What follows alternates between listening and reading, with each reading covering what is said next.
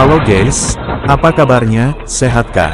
Balik lagi nih di channel Bumpers. Kali ini Mimin akan menceritakan sebuah film yang seru banget yang berjudul Satu Arah. Oke, daripada tidak pinisirin, langsung saja kita ceritanya, dan inilah kisahnya. Di awal cerita kita akan ditampilkan dengan penampakan sebuah pria yang diketahui bernama Freddy sedang berada di dalam sebuah bus kota. Pria ini dalam keadaan sekarat dan sedang melarikan diri dari sebuah pengejaran oleh kelompok mafia narkoboy. Beberapa menit sebelum Freddy berada di dalam bus, Freddy ternyata telah lolos membawa satu koper uang dan beberapa kilo narkoboy yang telah dicurinya dari bekas kelompoknya bernama Vicky. Namun Freddy tidak sendiri, dia dibantu oleh dua orang rekannya dan salah satu dari mereka tertangkap bernama Meg dan sedang disiksa di sebuah ruangan, serta rekan yang satunya melarikan diri dengan menggunakan mobil. Terlihat Meg sedang disiksa dan dipaksa untuk memberitahukan keberadaan Freddy, namun Meg tidak mengetahui di mana Freddy. Para mafia ini terus-terusan memaksa dan menyiksa Meg untuk bicara sambil mengancam Meg akan dibunuh jika tidak bicara. Bahkan ketika Freddy meneleponnya, Meg tetap tidak mau bicara walaupun dipaksa oleh para mafia ini. Di tempat yang berbeda, Freddy menghubungi rekannya yang melarikan dengan mobil bernama JJ untuk menanyakan keberadaan rekan mereka yang bernama Meg. Ternyata mereka berdua tidak sadar jika salah satu rekannya telah ditangkap oleh mafia narkoboy. Mereka berdua saling menyalahkan satu sama lain karena meninggalkan Meg, lalu Freddy memintanya untuk menjemputnya. Pria ini awalnya menolak karena ketakutan, namun Freddy memarahinya dan memaksa untuk menjemput. Akhirnya dia setuju walaupun dengan terpaksa.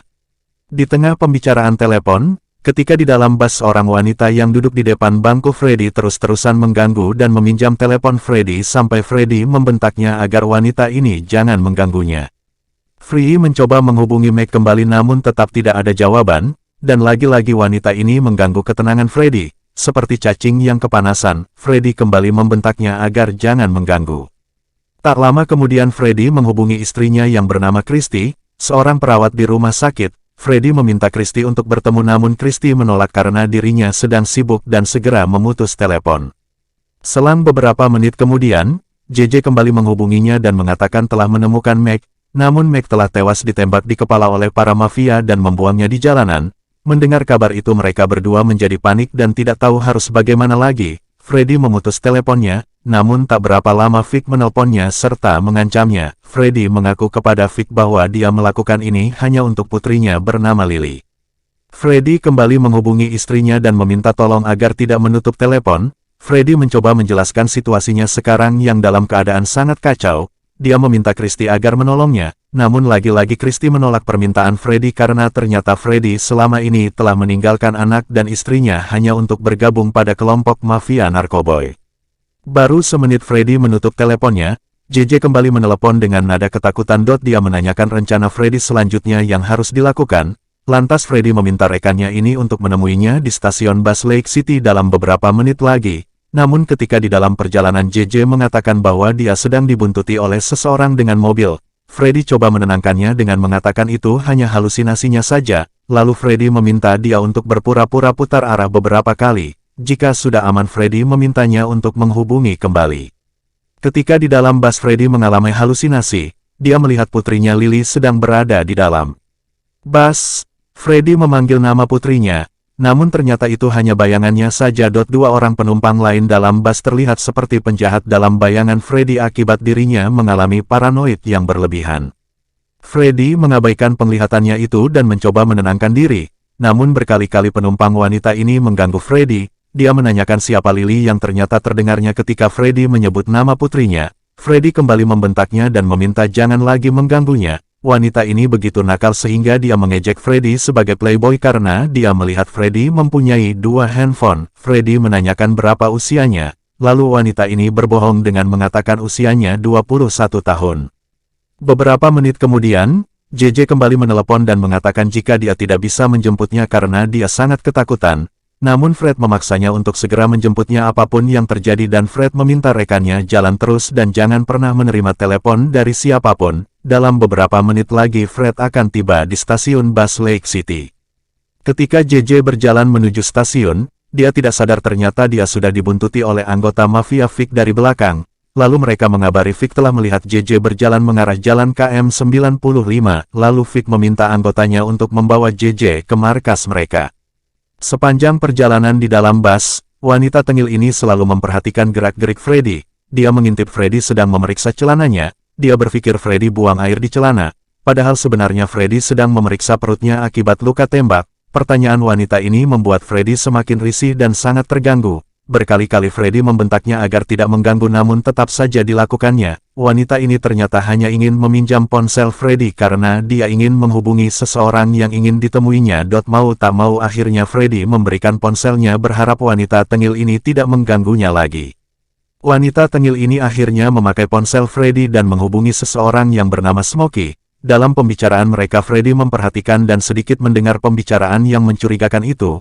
Wanita tengil ini berbicara seolah-olah lawan bicaranya di dalam telepon memastikannya untuk datang sendiri dan jangan membawa orang lain untuk bertemu nanti. Freddy mencoba tidak menghiraukannya dan sementara dia pergi ke toilet untuk memeriksa luka di perutnya. Namun lagi-lagi Freddy berhalusinasi bahwa dua pria dalam bus ini adalah anggota Vic yang sedang membuntutinya. Ketika Freddy kembali dari dalam toilet, dia melihat wanita tengil ini masih saja menggunakan telepon milik Freddy. Lalu Freddy memaksanya untuk mengembalikan ponsel tersebut. Freddy menaruh curiga terhadap pembicaraan wanita ini di dalam telepon. Lantas dia menanyakan siapa orang yang akan ditemuinya nanti di sana dan apakah dia mengenal orang yang akan ditemuinya nanti di sana. Lalu wanita ini menjawab, "Apa pedulimu dengan semua itu?" Freddy tambah curiga dan bertanya berapa usianya yang sebenarnya. Dan wanita ini tetap berbohong dengan mengatakan usianya 17 tahun. Di lain sisi, tampak JJ sudah berada di belakang bus Freddy dan dia pun segera menelepon Freddy untuk mengatakan posisinya saat ini lalu JJ mendahului bus tersebut dan menuju stasiun Lake City tempat mereka bertemu nanti. Lalu Freddy kembali mencoba menelepon istrinya namun tidak ada jawaban. Freddy pun mengirimnya pesan singkat agar Christy mau menemuinya.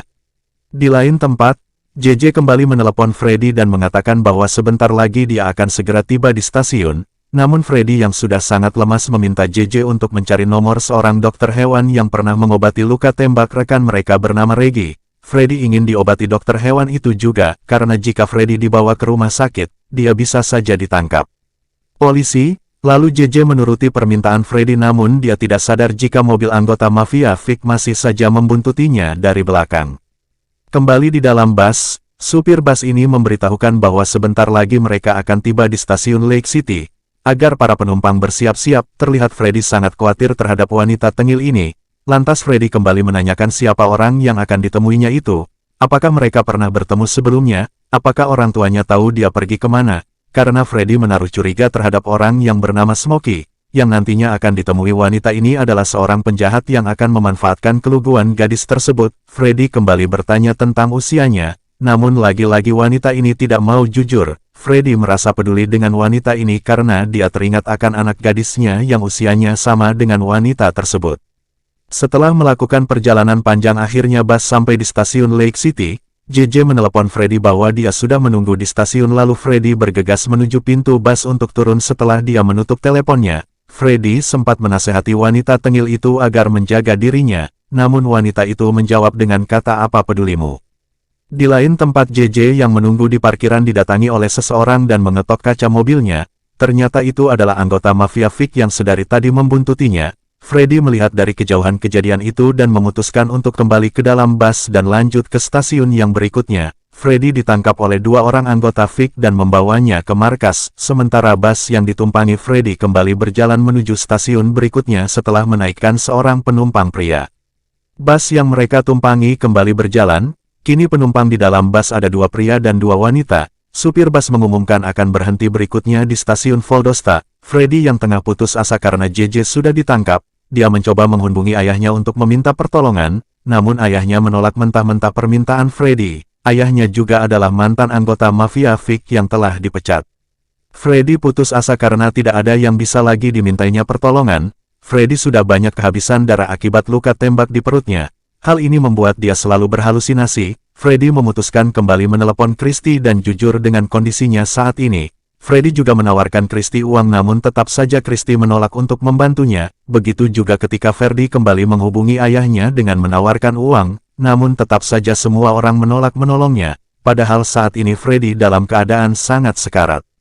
Freddy merenung sesaat namun idenya timbul untuk mengirim Christy foto luka di perutnya. Dan tak lama akhirnya Christy menelepon dan mau menolongnya.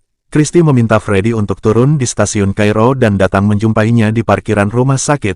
Di sana nanti Christy akan mengobatinya, namun sebelum tiba di tujuan, Christy meminta Freddy untuk menahan perutnya agar tidak pendarahan, lalu tanpa rasa malu Freddy meminta wanita tengil ini untuk memberikan pampersnya. Wanita tengil ini akhirnya mengetahui keadaan Freddy yang sedang sekarat akibat luka tembak. Dia mencurigai Freddy adalah seorang gangster. Namun wanita ini menggunakan kesempatan ini untuk kembali meminjam ponsel Freddy untuk menghubungi pria bernama Smokey yang akan dijumpainya itu. Tanpa pikir panjang Freddy memberikan ponselnya. Di tengah Freddy kesakitan, tiba-tiba dia dikejutkan oleh seorang penumpang pria yang duduk di sampingnya. Pria ini mengatakan jika dia mencurigai Freddy adalah seorang lelaki gak benar yang memanfaatkan gadis muda. Karena dia melihat sedari tadi Freddy menggoda wanita tersebut, pria ini mengaku sebagai seorang anggota dinas sosial, namun Freddy menjelaskan kebenaran yang sesungguhnya dan meminta pria itu pergi. Di sisi lain, JJ kembali menghubungi Freddy. JJ menjebaknya karena dia sedang disiksa oleh anggota mafia Vic di markas mereka. JJ berpura-pura mengatakan telah lolos dari kejaran anggota mafia dan kini sedang bersembunyi di sebuah tempat. JJ menanyakan posisi Freddy saat ini. Namun Freddy mengetahui jebakan itu dan mengatakan lokasi palsu kepada JJ. Tak lama kemudian, Freddy mengalami halusinasi hebat, tubuhnya bergetar akibat banyak kehilangan darah. Namun tiba-tiba Christy meneleponnya dan Freddy menceritakan keadaannya yang semakin parah. Christy menjelaskan bahwa yang dialami oleh Freddy saat ini sedang syok, dia harus segera melakukan transfusi darah. Namun kendalanya golongan darah yang dimiliki Freddy termasuk langka, jadi dia harus menghubungi ayahnya kembali untuk meminta pertolongan. Namun lagi-lagi ayahnya menolak dan membuat Freddy menjadi frustasi. Di tengah dirinya frustasi, Freddy teringat dengan ponselnya yang sedari tadi dipinjam oleh gadis tengil itu. Freddy memeriksa histori pesan yang dikirim oleh wanita tersebut. Namun semua pesan yang terkirim sudah dihapus. Hanya ada sebuah nomor telepon yang bertuliskan nama Smokey. Jadi Freddy menyimpan nomor itu di ponselnya. Dan tiba-tiba saja penumpang pria tadi kembali mengganggu Freddy. Keadaan yang semakin kacau balau ketika pria ini sibuk menanyai Freddy tentang wanita tengil itu. Lagi-lagi Freddy memperingatkan jika dia tidak ada apa-apa dengan wanita muda itu, dan dia sedang dalam masalah lain. Freddy hanya ingin jangan diganggu, namun pria ini tetap membujuk Freddy agar membantunya untuk berbicara dengan wanita itu, karena pria ini khawatir akan keselamatannya. Jadi dia meminta Freddy untuk membujuk wanita itu agar mau mempercayainya agar dia dapat diselamatkan, walaupun ponsel Freddy sedang berbunyi. Pria ini tetap memaksa Freddy. Dan karena tidak ada pilihan lain akhirnya Freddy menyetujuinya dan Freddy mengangkat ponselnya setelah pria itu pergi ke kursinya. Ketika Freddy mengangkat ponselnya, ternyata itu dari Vic yang menggunakan ponsel JJ. Dia mengancam Freddy karena telah membohongi mereka.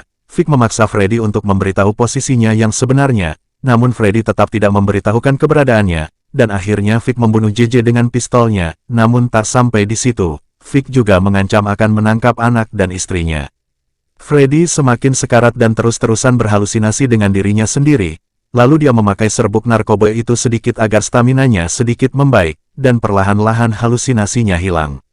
Beberapa menit kemudian, tiba-tiba Freddy ditelepon oleh ayahnya dan mengatakan bahwa dia berubah pikiran dan setuju untuk menolongnya. Namun sebelumnya, ayahnya memastikan apakah uang itu masih bersama dengan Freddy. Lalu mereka sepakat akan bertemu di stasiun Valdosta. Ayahnya akan menjemput Freddy di sana. Tak lama kemudian, supir bus kembali mengumumkan bahwa bus akan tiba di stasiun Valdosta sebentar lagi, dan Freddy bersiap-siap untuk turun. Namun sebelumnya dia kembali memperingatkan wanita itu untuk berhati-hati dan dia memintanya untuk menemui penumpang pria yang duduk di depan itu, karena dia akan membantunya. Dan Freddy bergerak mengarah pintu bus untuk turun. Setelah bus berhenti dan pintu terbuka, ternyata ayahnya Freddy sudah menunggu tepat di depan pintu bus. Lantas Freddy menanyakan di mana orang yang dijanjikannya untuk membawa mereka ke sebuah tempat. Lalu ayahnya menjelaskan akan tiba sebentar lagi. Namun Freddy menolak untuk turun dan menunggu. Akhirnya dia kembali naik ke dalam bus namun ayahnya ikut naik ke dalam bus bersama Freddy. Lalu perjalanan pun dilanjutkan ke stasiun berikutnya di stasiun Kairo. Ketika di dalam perjalanan, ayah Freddy menanyakan apa rencananya selanjutnya. Lalu Freddy menjelaskan dia akan menemui istrinya nanti di Kairo, dan ayahnya berpura-pura peduli dengan kondisi yang dilewati Freddy saat ini, dan juga berpura-pura peduli dengan keadaan cucunya yang sudah lama tidak dilihatnya. Namun tidak sadar ayahnya keceplosan bicara dengan mengatakan jumlah uang yang ada di dalam tas Freddy padahal Freddy tidak pernah memberitahunya. Hal ini membuat Freddy menjadi curiga kepada ayahnya dan ternyata ayahnya telah menghubungi mafia Vic untuk kerjasama menjerat Freddy. Mereka berdua pun akhirnya berdebat panjang tentang kelompok mafia bernama Vic yang pernah mereka ikuti dulu. Freddy mengatakan ayahnya adalah seorang pengadu dan penjilat dan pantas untuk dibunuh. Hingga akhirnya mereka berkelahi di dalam bus yang membuat keadaan dalam bus menjadi gaduh. Beruntung pria pengganggu ini berhasil menyelamatkan Freddy dengan merebut pistol dan menodongkannya kepada ayah Freddy. Dan singkat ceritanya mereka semua yang berada di dalam bus bersama-sama memaksa ayah Freddy untuk turun di jalan. Setelah kondisi di dalam bus aman, Freddy kembali menghubungi istrinya dan mengatakan sebentar lagi dia akan tiba di stasiun Kairo. Ketika perjalanan kembali dilanjutkan, wanita tengil ini mendekati Freddy untuk sekedar menanyakan kondisinya. Dan akhirnya wanita ini jujur jika usianya saat ini 14 tahun dan bukan 21 tahun serta namanya adalah Rahel. Lalu Freddy memperkenalkan pria itu kepada Rahel. Freddy meminta Rahel agar mau mempercayai pria tersebut, lalu mereka membantu Freddy berjalan ke dalam toilet. Dan kini giliran pria itu mendekati Rahel dan mengajaknya berbincang. Ketika di dalam toilet, Freddy kembali menelepon istrinya untuk meminta maaf atas semua yang sudah dilakukannya selama ini. Karena selama ini Freddy telah meninggalkan anak dan istrinya, namun Freddy berjanji akan mengakhiri ini setelah sesampainya di sana nanti. Beberapa saat kemudian Freddy keluar dari toilet dan memilih untuk duduk di kursi belakang. Dari sana dia melihat keanehan antara pria itu dan Rahel. Dia menaruh curiga terhadap pria tersebut. Dan untuk memastikannya, Freddy mengambil ponselnya dan menghubungi orang yang bernama Smokey. Dan ternyata pria yang mengaku sebagai penolong itu adalah Smokey yang sebenarnya. Dia telah menipu Freddy. Di dalam kondisi pikiran yang sembraut dan sangat kacau, Freddy dihadapkan dengan beberapa masalah yang berbeda, di mana saat ini mafia Vic dan istrinya sama-sama menunggu di stasiun Kairo, ditambah lagi dia juga harus menyelamatkan wanita tengil ini dari pria yang mengaku sebagai penolong. Semua masalah bercampur aduk hingga Freddy berhalusinasi dengan pikirannya sendiri. Beberapa saat kemudian, Freddy memberanikan diri untuk berbicara langsung kepada pria tersebut, dan mengatakan dia mengetahui semua rencana busuknya kepada gadis itu. Lalu pria ini mendatangi Freddy dan menyepelekan kemampuan Freddy untuk menghalangi niatnya. Karena kondisi Freddy yang sekarat tidak mungkin dia mampu bertindak. Lalu Freddy menodongkannya pistol serta menawarinya sejumlah uang agar meninggalkan wanita itu, namun tetap saja pria ini menolak hingga Freddy mengancamnya akan membunuhnya, namun tidak sedikit pun pria ini takut dengan ancaman itu. Bahkan dia mengatakan akan mendapatkan gadis itu dan juga akan mengambil uang milik Freddy ketika Freddy nanti mati akibat kehabisan darah. Di sisi lain, terlihat Christy sudah menunggu Freddy di parkiran stasiun Kairo, dan Freddy kembali menghubunginya. Freddy membohongi Christy dengan mengatakan dia tidak akan datang, jadi dia meminta Christy untuk pergi dari sana. Dia mengatakan dia tidak butuh lagi pertolongannya. Freddy melakukan itu untuk menyelamatkan anak dan istrinya dari para mafia Vic yang sebentar lagi akan menuju ke stasiun Kairo. Christy tidak mengerti apa yang sebenarnya dimaksud oleh Freddy. Beberapa saat setelah pembicaraan Christy dan Freddy terputus, supir bus mengumumkan bahwa stasiun Kairo akan tiba. 5 menit lagi, Rahel mendatangi Freddy ke kursinya yang berada di belakang. Lalu Freddy memberitahu kepada Rahel bahwa pria yang bersamanya itu adalah sebenarnya bernama Smokey. Awalnya Rahel tidak percaya dan mengira Freddy sedang berhayal karena kondisinya yang sedang sekarat. Namun Freddy meyakinkan Rahel dan memberitahu keadaan yang sebenarnya. Freddy juga meminta Rahel untuk menukar isi tasnya dengan uang milik Freddy serta memberikan ponselnya kepada Rahel. Namun sebelumnya Freddy mengirim pesan singkat kepada Vic untuk menyebutkan ciri-ciri orang yang memegang uangnya, rambut gondrong dan jaket coklat. Freddy meminta Rahel untuk pergi menemui Christy dan memberikan uang tersebut kepada Christy setibanya di tujuan nanti. Dan dari kejauhan mata pria ini terus mengawasi perbincangan Freddy dan Rahel. Dan tak lama Rahel pergi dari tempat Freddy. Pria ini mendatangi Freddy dan merampas tas milik Freddy.